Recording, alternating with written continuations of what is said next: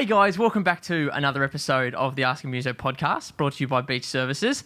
Today I got another local legend that I actually came into contact with through some local events and things like that, and excited to hear a little bit more about his story and how things sort of kicked off for him. So give us an introduction, kick us off, and tell us a little bit about yourself.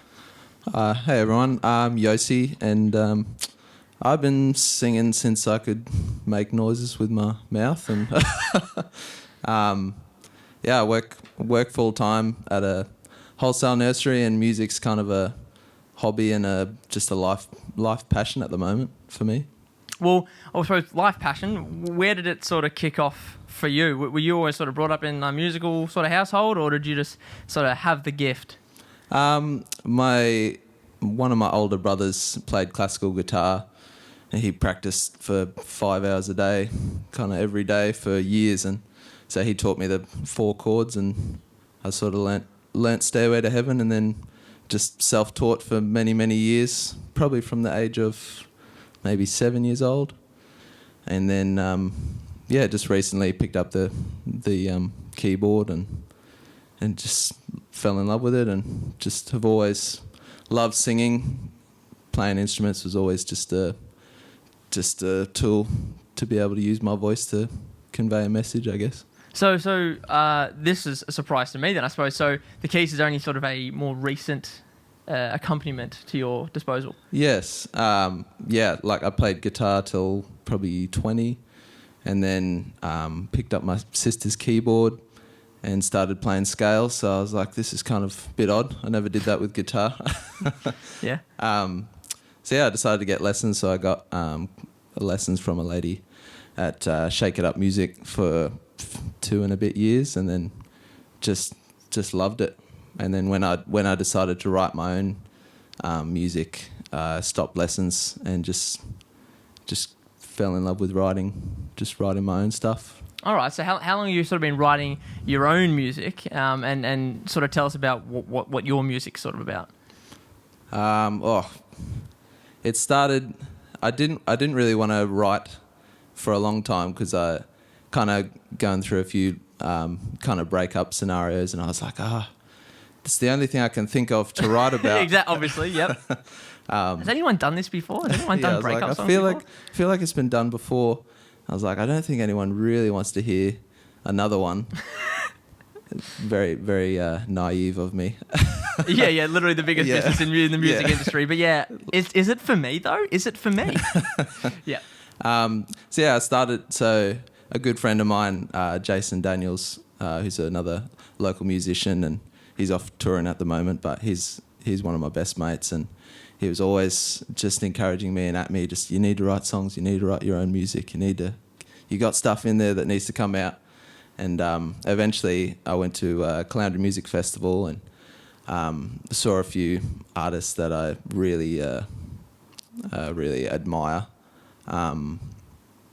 John Cleary, who's an incredible New Orleans jazz pianist and vocalist, and that just inspired me, and I just started writing breakup songs, and then after that I kind of ventured into more just songs about life, and I grew up in church and my whole life, and so songs about faith and just about morals and just kind of what you're doing with your life and what are you doing for other people, and then some more heartbreak songs, and then yeah, look, you got to keep just kind of exactly, it ebbs and flows. It just flows, yeah. But in the scheme of things, people find resonance with those sorts of things, anyways. That's why it's the biggest business in the industry. Yeah. But to touch on what you said with Jace, like we connected through the Buskers by the Lake festival back in holy moly, it was July, yeah, and we. I was there playing for Monkey Feet, and we were finishing off the night at the how good's everyone? Let's have a high five and handshake with all the sponsors sort of event. And I just saw you guys were there, and Hannah was there, and Jace were just sort of setting up whatever, and we just had a chin wag because there wasn't really anyone there at that point. And I suppose that for me was a nice thing because I got the organic opportunity to sort of get together with you guys and have a chat about what you guys were all about, and without sort of having just the music first, and to hear sort of the story, and that's what interested me in connecting with you and with the two of those guys. How did you sort of meet Jason? How does that sort of story, was it a musical connection or was it something else? Yeah, so that was through mutual friends, and they were talking about this Jason guy, and I was just like, oh, they were just like, he's incredible, Muso, he's just like blowing our mind, and I was just like, oh, I don't really know if I want to meet him because I'm a bit insecure as a musician. I was like, I don't know if not like it's for me. I was like, I don't know if I really need that in my life right now. But eventually we met, and we played Call of Duty till like 7 a.m.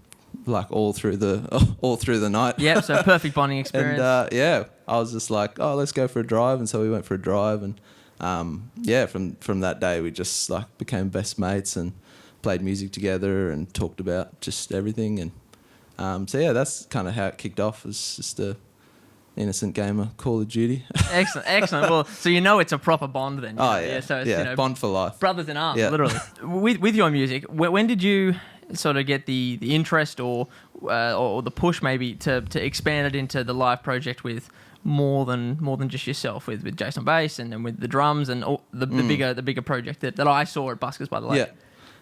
So I never planned to start a band or kind of get things going, and until I got a gig at Rick's Diner like on Sunday afternoon, and I met my drummer Jordan Dorr through mutual friends, and I didn't really know him very well, but they just like, oh, you need to start playing with this guy, like he's amazing, like gospel kind of funk drummer. And I was like, oh, okay, all right. And so I heard him play a couple of times, just around the traps, and I was like, okay. So I got in contact with him, and I was like, do you want to be my drummer, and let's go. And he didn't have an acoustic kit at the time, so we had a meeting, and he was like, yeah, no, he's like, I like your style, and like let's do some collaboration. And so we went to Malulbar Music, and we just bought a drum kit, and then away we went.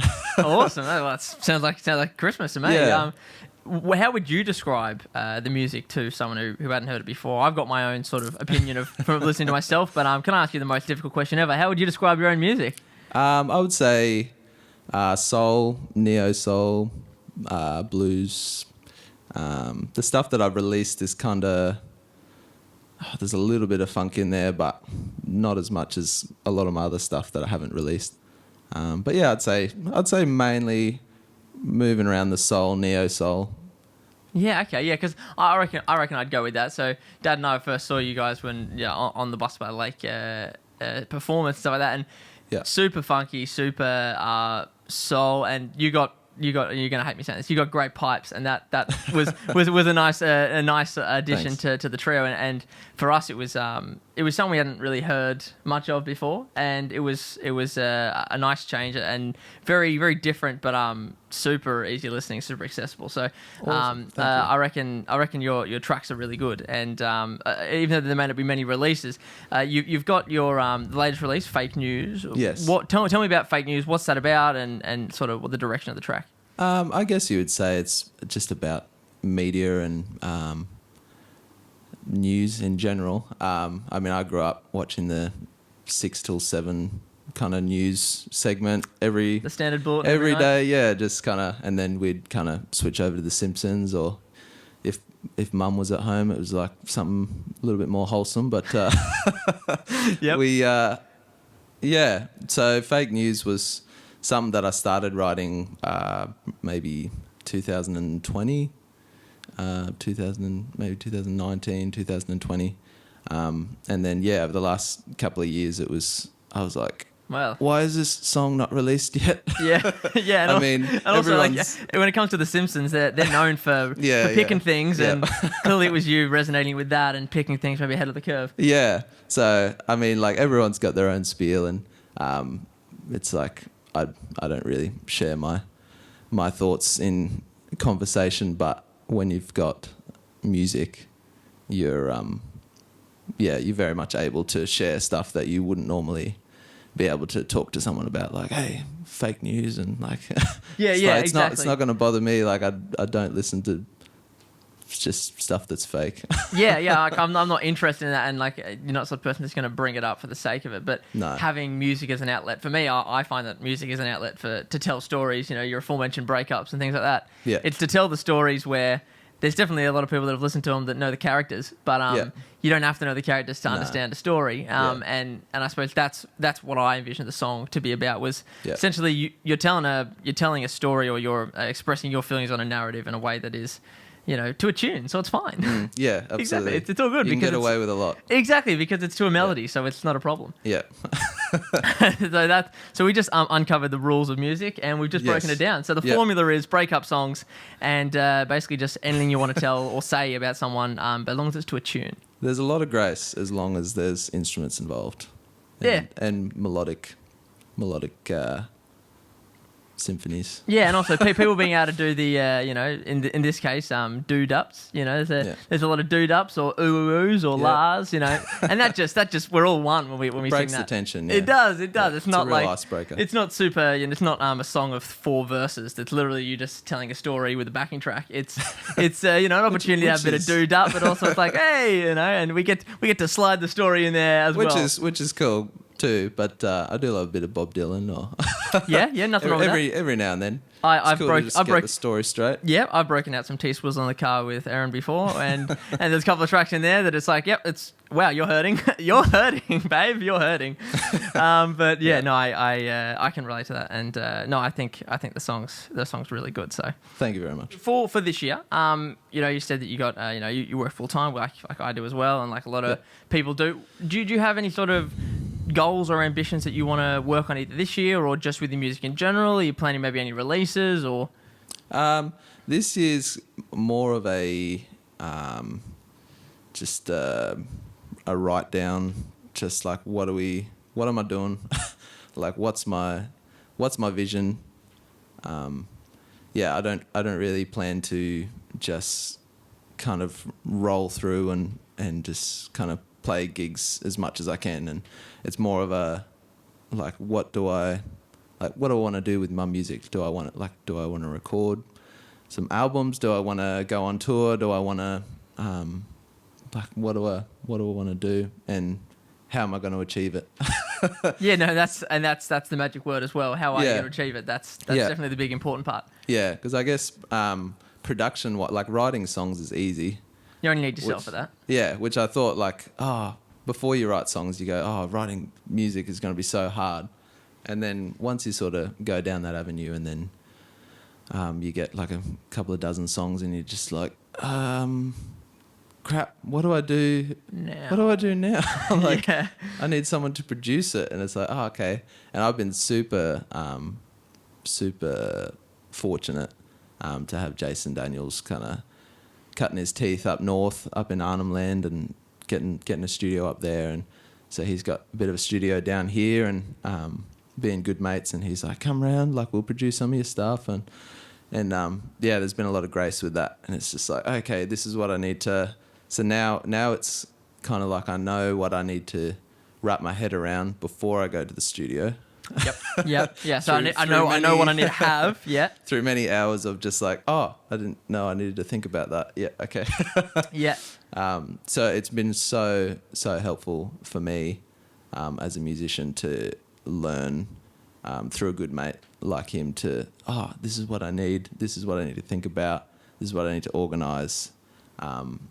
And so, that's really taught me a lot, and will hopefully create better productions in the future. Yeah, and you're all from my end. To have the knowledge and to feel that you're forever learning is always the best seat in the house to be in. Especially when you're surrounded by people. I found that since moving to the sunny coast, it's been quite a smorgasbord of people that, you know, for lack of a better term, know more than I do, and but more than that, are willing to not just show me, but they might be interested in this collaboration space. They might be interested in having a chat or showing me something. And I think something that I curious to hear your thoughts on it. Up here, maybe not in necessarily comparison to someone else, but just on its own merit, is a place where people are keen to collaborate without the fear of don't take my stuff. And it's like, if I've got something I want to show you, or I've got something that I can do, there's no but like, don't take my stuff. And what do you think about that? Yeah, I think it's there's no competition like there might be, but all the musos that you talk to and collaborate with and who come and see your gigs, and they're all they'll come up to you after the gig and just like chat with you and like, hey, we should meet up or we should do a collab or but yeah, there's no fear of like, oh, don't take my stuff. Like, oh, if I show you this, like, will you take it to Sony and make a production of yeah, it? exactly. It's like there's no competition there, and it's it's a really good thing to have in the music world. Yeah, and I think as a community, it's very nice to, because like we have lots of different genres and things like that, and it's ridiculous to say, you got a story about a breakup or something, and I'm gonna steal that. It's like, yeah. We refer back to where we started this podcast, which was very much on the front of, you're not the first one to come up with it. No. And I suppose that openness to experiment and try new things and take risks and want to involve other people, and it's interesting that you say about having built up from yourself to having the trio and bands and stuff like that. Maybe it wasn't on your radar, but now as a drummer, someone that can't really play by myself, I think about it and I go, I'm always looking for people like you that maybe it's not on your sights, or not that you're against it, but it just wasn't on your radar sort of thing. And I absolutely love finding opportunities to diversify and say, hey, I'll do this. This is what I can do. I can't do those bits. You seem to have those bits on lock, but I can do these bits. And I think that for me just expresses how much I love collaboration, how I feel that it's really flourishing here. Yeah, absolutely. It takes a lot of guts, I guess you'd say, a lot of confidence to approach someone and say, hey, I've got something to offer. Especially as an Australian, tall poppy syndrome is huge. It's it's a very big deal in Australia that we kind of have to cut down the tall poppy syndrome. To like hit that on the head. Yeah. To be able to move forward and like, hey, I'm really good at this, and I can see that you are gifted in that way, and you've worked really hard, and you've got the tools and equipment. Like, could we do something there? And that can be like, making that first step can be really, really difficult. Yeah, and also if you see a lot of what people like on stage, and you don't necessarily know right off the bat, is this what it's going to be like when they finish the set? Are they going to be that same person that I saw? I was attracted to that, and I was like, I think we could really do something. And then when you get off stage, shit, it's a facade. And I feel like there's less of that, and in most cases, we actually had the alternative experience where we had a chat and a chin wag first, and then I saw you do music rather than absolutely. Cool, man, love your set. And you're like, yeah, okay, yeah, I'm sure lots of people say, oh, love your set, you didn't listen to more than one song, whatever. But it's like, in this case, we actually connected that way, and then there's more opportunities that I see where people go, I'm going to stick around, and no, I want to chat to them afterwards and all that. And you get that authentic experience and go, oh, you are just like that guy on the stage. Yeah, absolutely. But you just play an instrument, and that's like, so we could be a good hang here. Yeah. We could connect. Yeah, and that's something that I've tried to like create a culture in myself, is because I love soul music, and I grew up with like Marvin Gaye, Ray Charles, Stevie Wonder, and like I didn't grow up with them, but I grew up. I was going to say, you were doing so well for your age. Cheers, bro.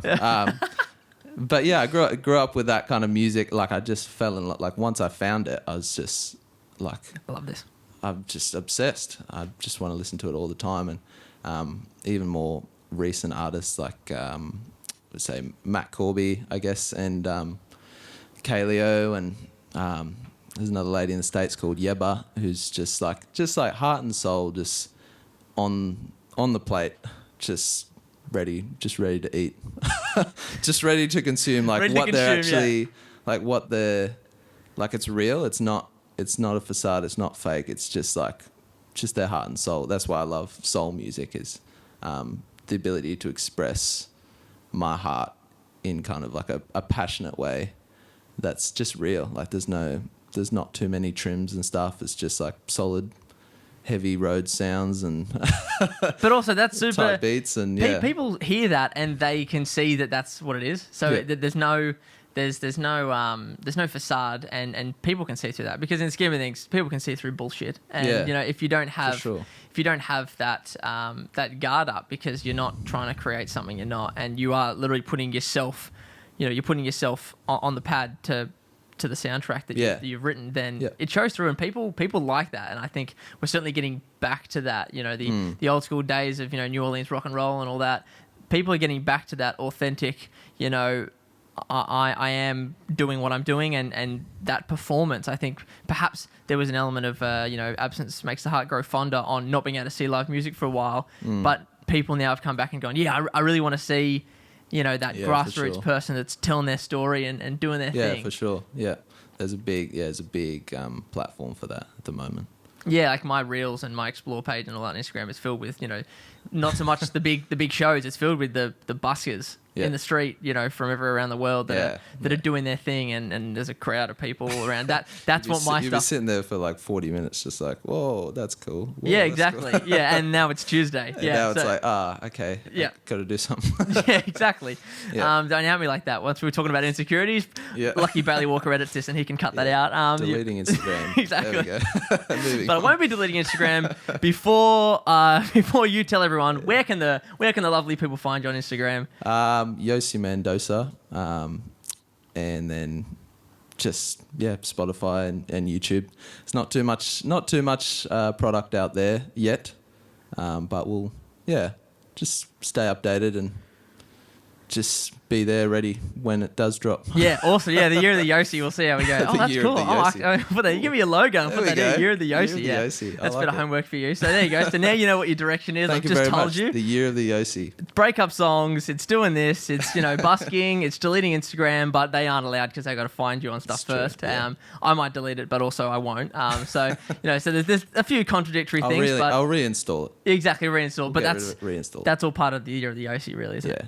It just all comes in waves, man. Excellent. Well, it was awesome to have a chat with you, Yosi, and I'm excited for the year of the Yosi as it is. Thanks, bud. And I'm not getting paid every time I say that, but year of the Yosi. Year of the Yosi. Beautiful. Well, that's one hell of an ending to the Asking Muso podcast for another episode. Make sure you catch up and contribute on all the previous eps that have been here from season 1 all the way through to this chat today. And as always, 9 a.m. on my YouTube. Subscribe, hit the bell, do all the things that you need to do. And until next time, I'll see you later.